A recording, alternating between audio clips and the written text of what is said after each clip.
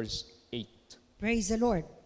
For bodily exercise profiteth little, but godliness is profitable unto all things, having promise of the life that now is, and of that which is to come. So sa verse na ito, dalawa na uri na exercise. Two kinds of exercise.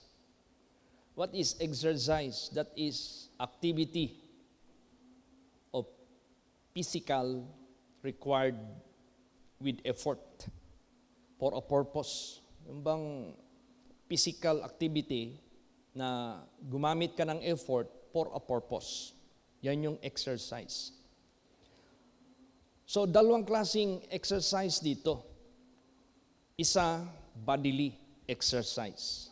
Profited little. Hindi zero profit, but little. Merong profit, pero little.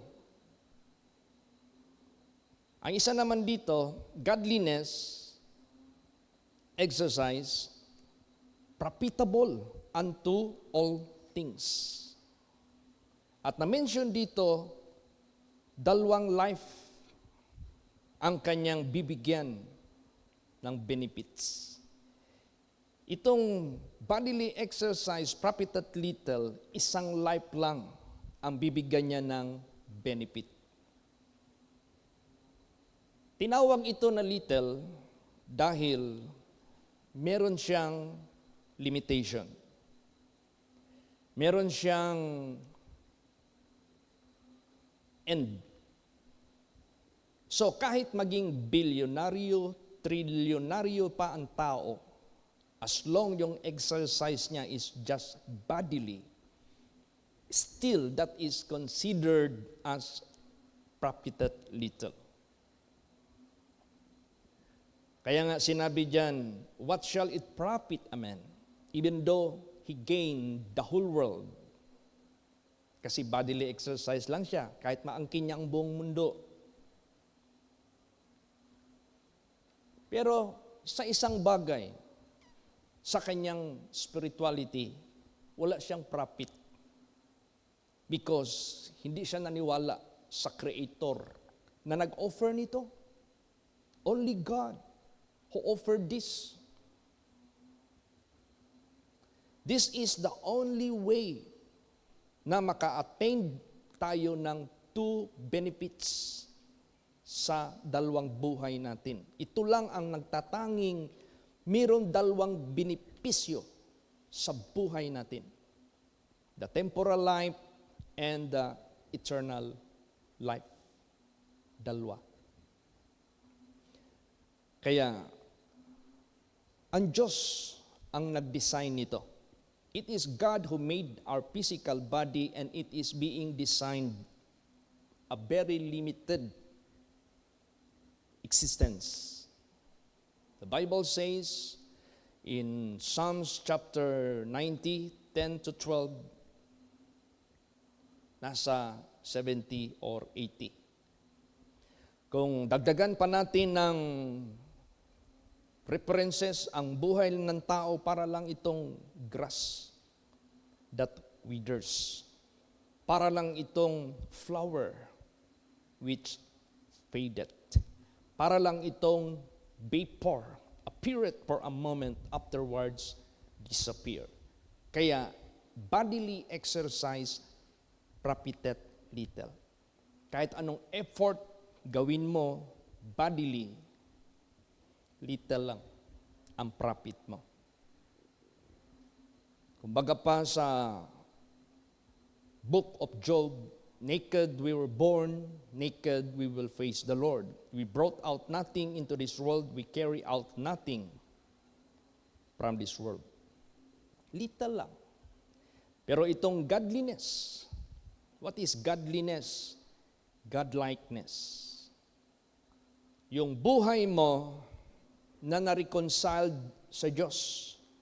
Yung buhay mo na nabalik sa Diyos by the atonement, by the redemption through the death of Jesus Christ at the cross of Calvary, na forgiven ka, na redeem ka, na-reconciled ka sa Diyos, tapos naniwala ka sa Diyos, patuloy, sumusunod ka, nag-o-obey ka sa Kanya, that is the godliness.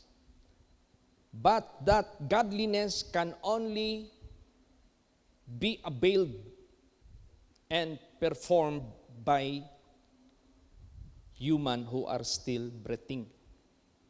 Magagawa lang natin yung godliness habang nabubuhay pa tayo sa physical. Kaya dalawang klaseng physical activity ito. Bodily exercise, profited little. Itong physical activity, pero godliness exercise, profited all things. Dalawa. The life that now here present and the life that which is to come. Dalawang buhay. Kaya, napaka gandang exercise yan. Godliness. Amen? Praise the Lord. Magkakaroon lang tayo ng chance magawa yung godliness para matamo natin yung dalawa. Alam mo, habang ginakanta nato ang kuwan kanina, His eye is on the sparrow. Na-feel ko yung assurance na kaya ng Diyos buong buhay natin hanggang mamatay tayo sa physical, isupply ang ating pangangailangan. Kaya ng Diyos tayong damtan, saninaan, kaya ng Diyos i-provide ang tanan natong gikinahanglan, protection, good health, tanan. Kaya ng Diyos. Promise na sa Diyos. Basta mag-exercise ka lang o godliness. Ang promise niya karon dinhi sa atong present time, sa physical o sa which is to come, the life that which is to come after sa kinabuhi nato, naatay eternal benefits. And that is the most highlight na gihatod ni Jesus sa ato, the kingdom of God, the eternal life. Praise the Lord. Pag ang tao ay nasa physical pa, hindi niya gaanong ramdam ang benefit sa eternal benefits. Kasi nasa physical ka pa eh. You are always craving. You're always looking. You are always desiring everything that is for your physical benefits. Pero ang Diyos gusto niya nga naatay panglantaw sa unahan. Unsay ato madangatan sa kadiyot lang nga kinabuhi nining kalibutan na. Pag human niya na adunay second chapter nga digto na atong masinati ang walay katapusan nga atong kasinatian. O dili gusto sa Dios ang atong walay katapusang kasinatian, mahulog ta digto sa eternal punishment.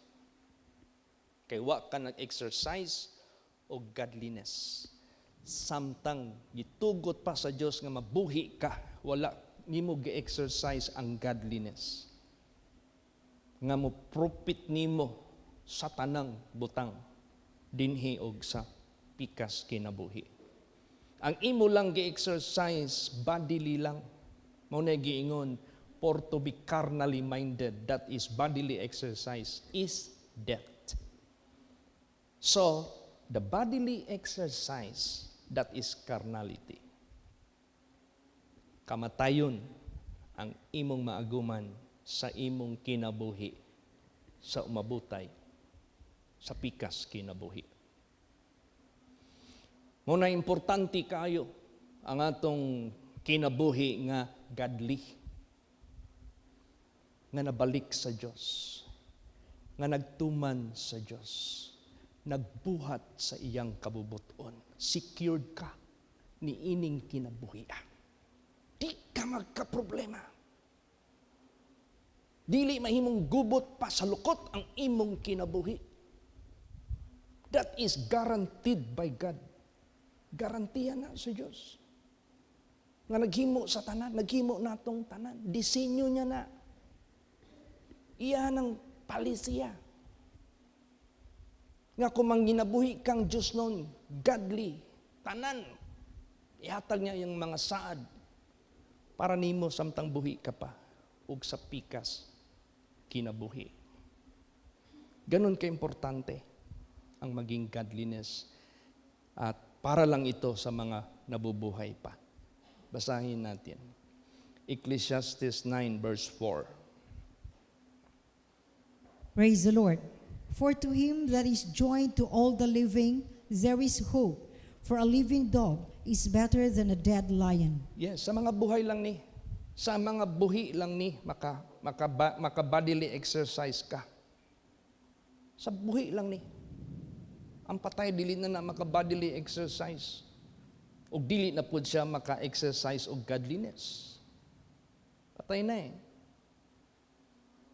Pero kanang patay, kung patay man na siya o buhi pa siya, nang inabuhi siyang godly sa tubangan sa Diyos, i-exercise niya na, sigurado, resurrected siya sa first resurrection. Kung buhi ka, sigurado po, caught up ka into the sky. Muna ng pikas kinabuhi. Sa mga buhi lang, muna kita samtang buhi pata, ay good kalimti ang pag-exercise sa imong lawas sa godliness. Praise the Lord. Nga gitudlo sa Diyos kanato. Kay kung atong buot sabton, gi-describe yun din nga little lang yun kung mag-exercise lang ta og bodily, gamay lang yun, basahon nato. James 4:14. Praise the Lord. Whereas you know not what shall be on the morrow, for what is your life? It is even a vapor that appeareth for a little time, and then vanisheth away. Yes. Maadto kag Canada, makita nimo digto sa mga public offices ang ilahang pinaka sovereign nga hari. Kita nimo digto si Queen Elizabeth. Moadto pug ka og Australia, mao gyapon. Moadto ka og New Zealand, kana bang mga na-colonize ba nila? Dako kay sakop si Queen Elizabeth II when she was still a queen of United Kingdom. But when she passed away, she is no longer the one. Wala na. Papud siya nadala. Bisan daghang kay siyang palasyo, bisag usa na lang ka tornilyo, o usa na lang ka bisagra, o usa na lang ka platito, o usa ka tinidor, wala gid siya madala. Una, bisag unsa pa imong maangkon nga titulo sa imuhang pagka hariunon, unsa pang maangkon nimo nga property o business icon ka o unsa ka man. Bodily exercise ka lang, gamay lang ang imong ganansya. Di man pud zero. Di man pud nothing. Naa, pero gamay ra. Pero kung ikumpara nimo ang imong i-exercise ang godliness, layo ra kayo. Og kanang comparison, layo ra. Nganuman, unang-una, secured ka sa imong kinabuhi sa physical. Og ikaduha, secured ka pa sa imong eternal future. Di man ta maka-deny nga natay kalag, natay espiritu. Di man gina man-deny. Bisan pag mga scientists, ilagi nang gi-estudyohan nga ang tao nagay kalag, nagay espiritu. Makita na sa video, makita na sa studies. Tested and proven na. So nagpasabot lamang naghatag og kinabuhi nga mga atong kalag mo ni dapat ato pod tagaan og dako kayong importansya. So ang panginabuhing godliness maoy tubag sa duha natong kinabuhi. Sa physical o sa spiritual body. Sa temporal o sa eternal natong kinabuhi. So, unsa pay gi-describe din ha? Basahon nato. 1 Peter 1:24. Praise the Lord. For all flesh is as grass, and all the glory of man is as the flower of grass. The grass withereth, and the flower thereof falleth away. Wala gyud bisan saon pa og paningkamot sa tao nga motaas ang kinabuhi, naagyoy hangganan, naagyoy limit. Isang pag unsay discoveries, unsay nang gitawag nila og kana magpa-inject gani kag kuan sa kanding. Kay tawag ana stem cell. Bisan pag magpa-stem cell ka, bisan unsa pang discoveries kalibutan. The Bible will never tell us a lie. Naagi limit. Ang description sa atong flesh like a grass that withers. Ang tao matiguang, nagpadala ang akong igsuon sa amo ang group chat. Nga gagmay pa ang among mga anak. Gikarga pa ni nanay ang isa, gikarga po ni tatay ang isa.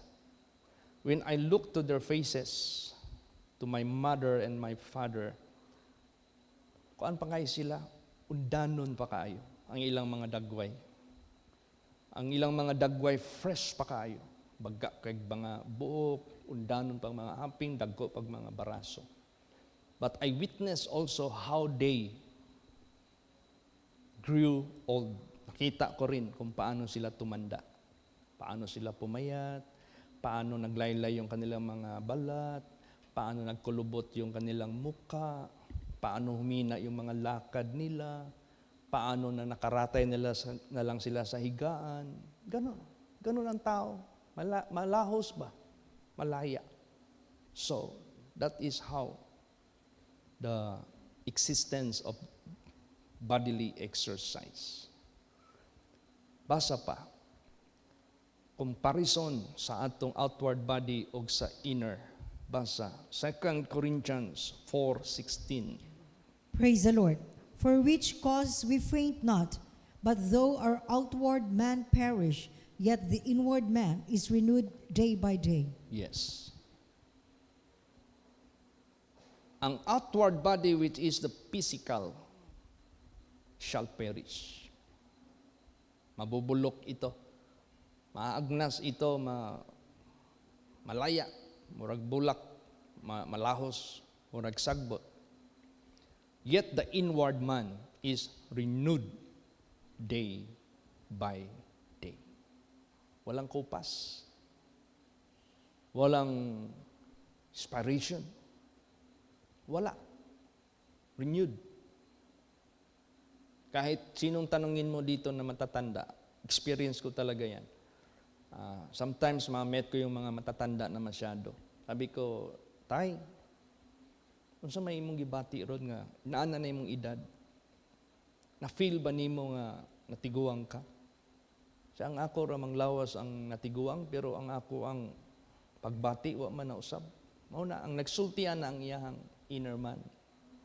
The inner man does not deteriorate sa kanyang quality and existence.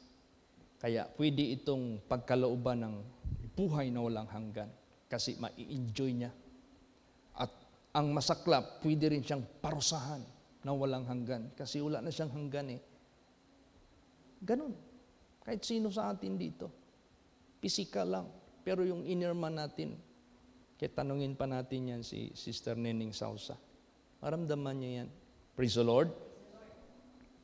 At sino pa yung mga tumatanda na sa ating mga kasamahan? Renewed day by day. At ang Diyos na atong ginatuuhan, ginaalagaran karon, nga iyaha gining disenyo. Nga we are dust and unto dust we will return. Disenyo po niya that our spirit will return unto God to receive our eternal reward. Disenyo na sa Diyos. Unay makausab, anak. Whether you like it or not, na yung ubang tao maingon, oy, ay na lang magtuo sa Ginoo para dili mo ipik ang impyerno ninyo.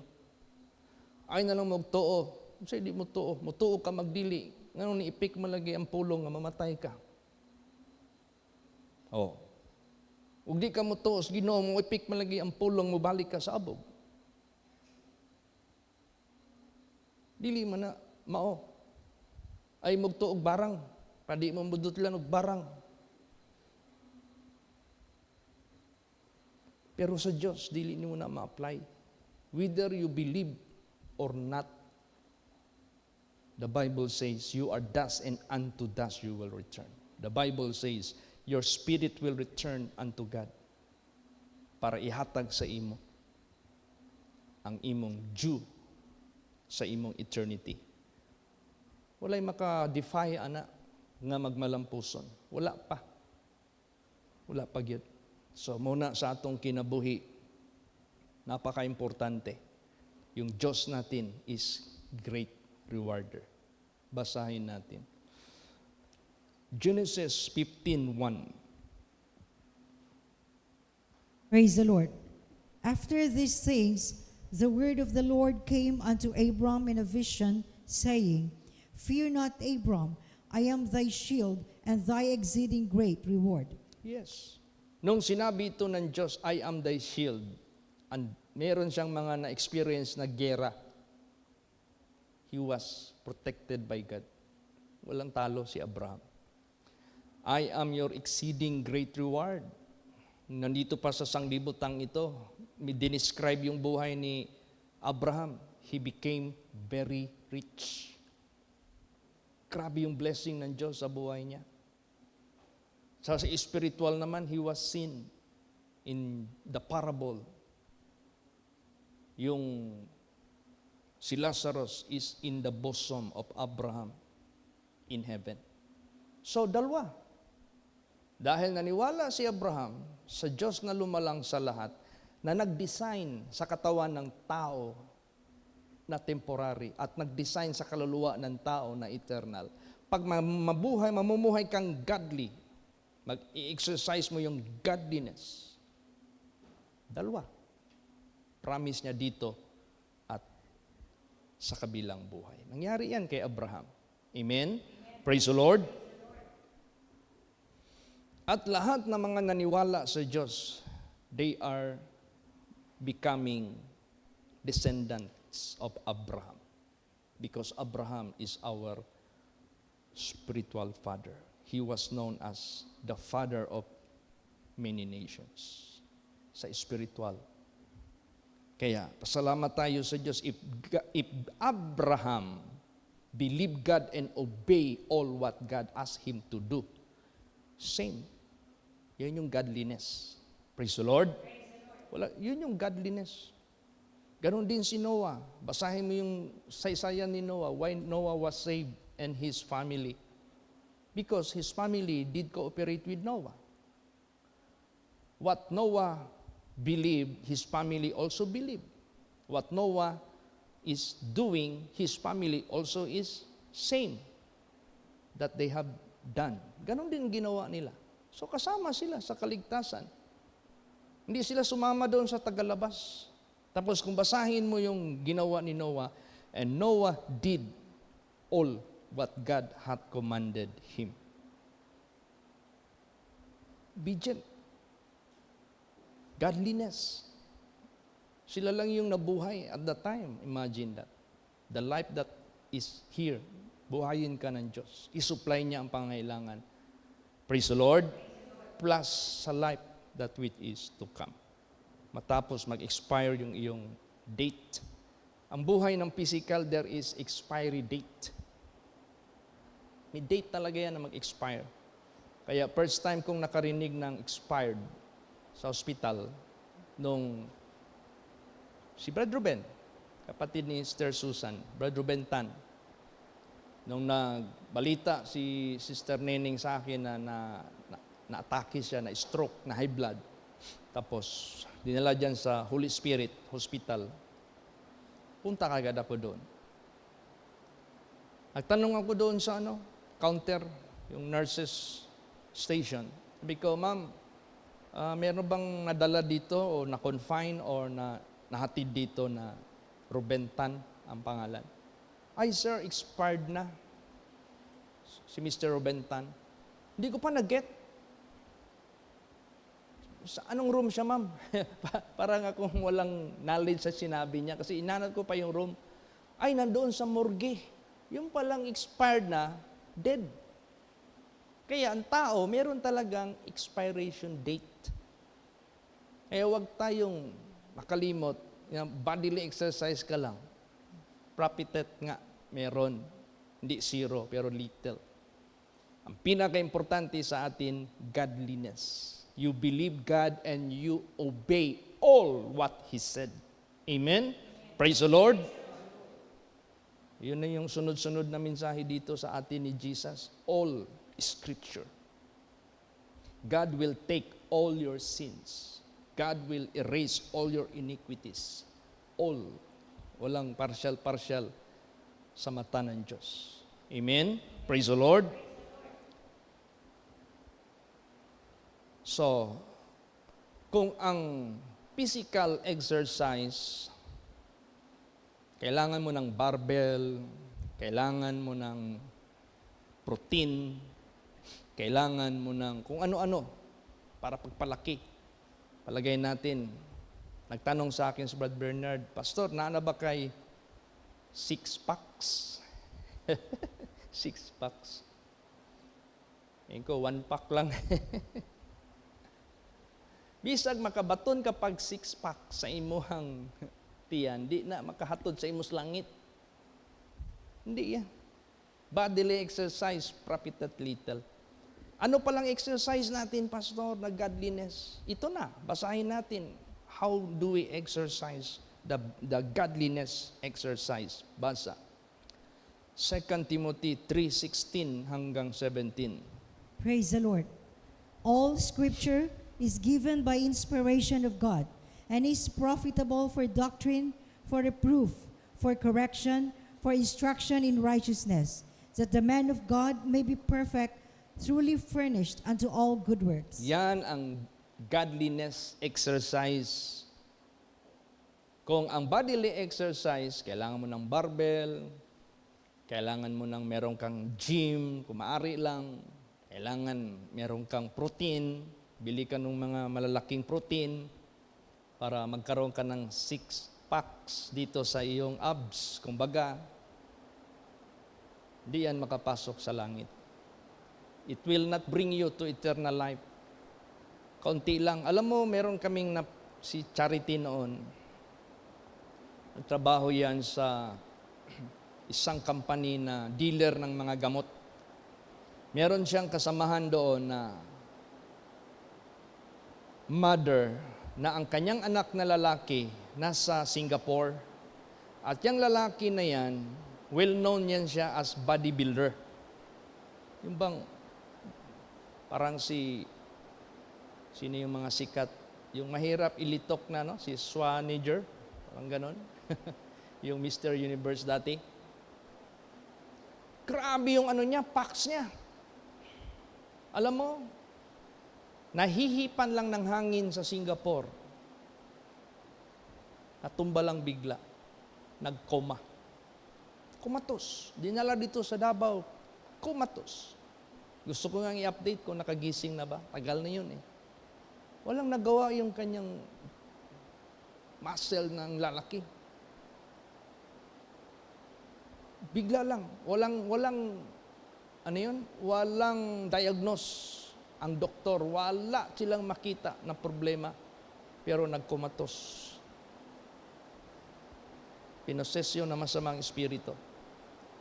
Kaya, napaka-importante ang godliness exercise. Amen?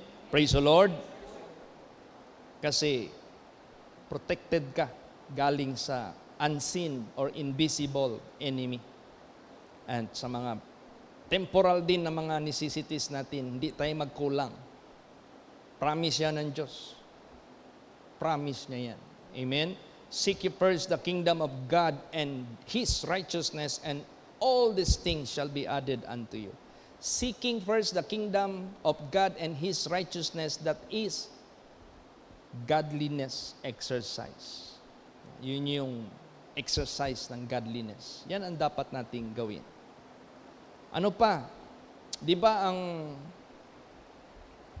tinatawag na mga gustong magpalaki ng katawan, nag-hire sila ng coach. May mag-coach sa kanila. Mahal ba yan magbayad ng coach? Sila yung sa'yo, training. O, itong gawin mo, dapat 30 times na ganito, balik-balik, dami. O, dapat ito ang position mo para yan dito sa upper ng dibdib mo. Ito naman ang dapat mong gawin para dito. Ito naman gagawin mo para dito sa legs. Yan. Para hindi ka maging parang kasing. Balin kasing, dako kayo, glawas niya ang tiil, perting gamaya. So, kailangan balance. So, meron kang coach. Ang Diyos, sa ating godliness exercise, may coach din tayo. Praise the Lord. Meron din tayong coach. Basahin natin last verse. John 14:26. Praise the Lord. But the Comforter, which is the Holy Ghost, whom the Father will send in my name, he shall teach you all things, and bring all things to your remembrance, whatsoever I have said unto you. Yes, siya lahat magturo sa lahat ng bagay. Tudluan niya ta sa tanang butang, sa tanang gawi, sa tanang panultion, sa tanang panghuna-huna, sa tanang binuhatan, sa tanan. Siya tanan magtudlo nato para mahimo tang godly ang promise sa Dios tanan. But the Comforter, which is the Holy Ghost, which the Father will send in my name, he shall teach you all things and bring all things to remembrance. Imagine, siya yung mag-remind sa atin. Napaka-importante ang coach natin. He will remind us always. Amen? Praise the Lord. Kaya itong pagpakinig ng Word of God, you are doing nag-a-undergo ka sa coach. Nagpapa-coach ka, nagpapaturo ka. Ito na. Ako naman, ililid lang ako ng Holy Spirit what I should preach para yung mag-coach sa atin lahat. Hindi nyo ba alam, after I preach, I never failed to listen it because I want to be coached by the Holy Spirit na nagamit sa akin. If you are being coached using my mouth by the guidance of the Holy Spirit, hindi naman pwede na i-set aside ko yung sarili ko. It cannot be. I have to be under also the coaching of the Holy Spirit. Whatsoever I have said unto you, lahat ng sinasabi ni Jesus sa kanila, ang Holy Spirit ang magre-remind sa kanila.